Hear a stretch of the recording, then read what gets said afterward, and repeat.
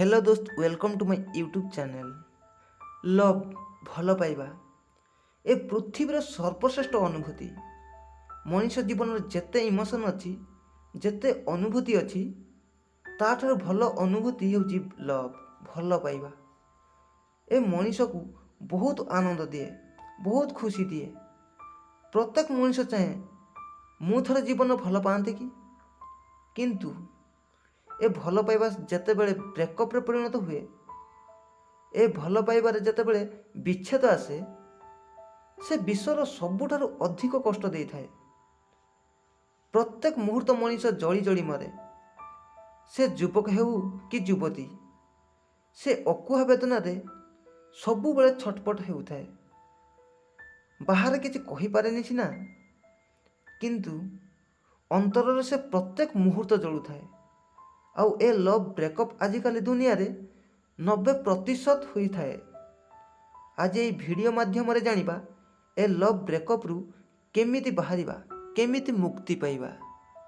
दोस्त, जदि तुमे कहा प्रेम रे धोखा खाइछ, लव ब्रेकअप होईची, तेबे तुमे ताहा पई एते भाबुछ कोन पई?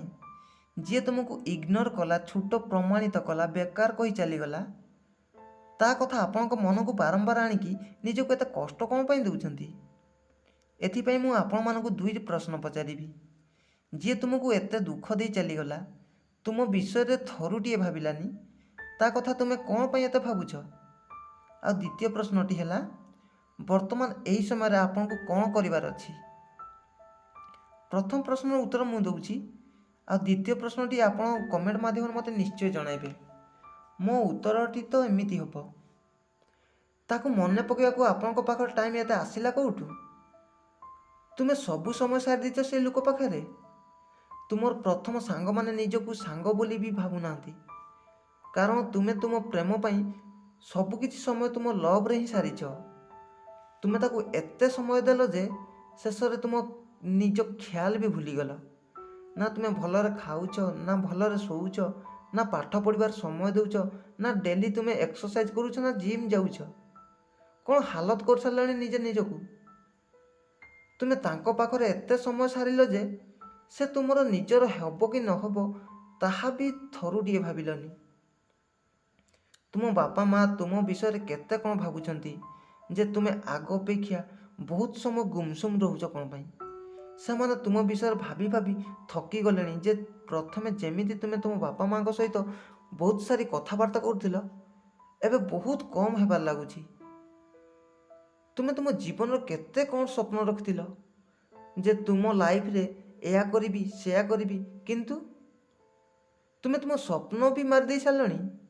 जो स्वप्न देखिथिल से स्वप्नर टाइम भी ताकू तुमे देइदेल, जे वर्तमान तुमको अणदेखा करूची, तुमको टिके टाइम देबाकू ता पाखरे समय ही नाही।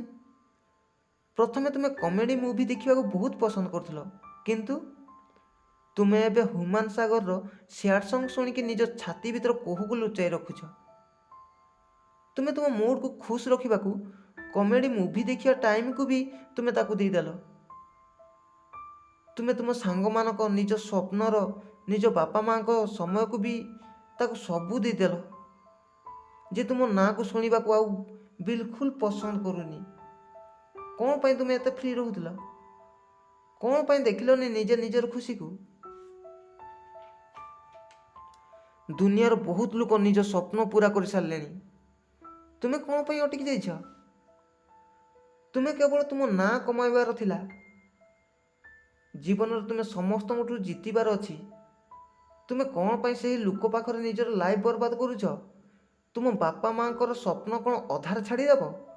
बापा माँ को स्वप्न पूरा करिबार कथा कौन तुमको टिके हेले मन पड़ुनी कि तुमे दुनियार बहुत बड़ ना कमाइबो, आउ तुमे तुम बापा माँ को दुनिया बुलाइबो? कौन तुमे सेही मनीष पई आगो को आस्तुवा सुजोग निज मनीषर धक्का को सबु बेले अंधकार रखिबो? स्टॉप इट यार, बंद करो एसबू। तुमे समस्त पई बने होई आसिन, तुमर स्वप्न साकार करिबार अछि। स्वप्न को समय दियो। एई झियो पुओं चक्कर रे पड़िकी निज समय बर्बाद करंतुनी। तुम भाग्य तो बहुत भल कि से तुम जीवन रे तुम भाग्य रे ही नहीं, କାହିଁକି ନା ଭଗବାନ ତୁମ ଭାଗ୍ୟରେ ଏହାଠାରୁ ବହୁତ ବଡ଼ ଆଉ ଭଲ ଦେବା ପାଇଁ ବାଛି ରଖିଛନ୍ତି। ତୁମେ ଯେବେ ଆଗ ଷ୍ଟେଜରେ ତୁମ ସ୍ୱପ୍ନ ପୁରା କରିକି ଆସିବ ନା, ଏତେ ଭିଡ଼ ଭିତରେ ଯିଏ ପ୍ରଥମେ ତୁମର ୱେଲକମ୍ ଜଣାଇବା ପାଇଁ ଆସିବେ ସେମାନେ ହେଲେ ତୁମ ବାପା ମା, ତାପରେ ତୁମ ସାଙ୍ଗମାନେ ହେବେ, ଭାଇ ଭଉଣୀ ହେବେ, ନିଜ ପରିବାର ହେବେ। ଆଉ ଟିକେ ଭିଡ଼ ଭିତରକୁ ଚାଲିବ ତ ସେମାନେ ଆସିବେ ଯେଉଁମାନେ ତୁମ ସହ କାମ କରୁଥିବେ।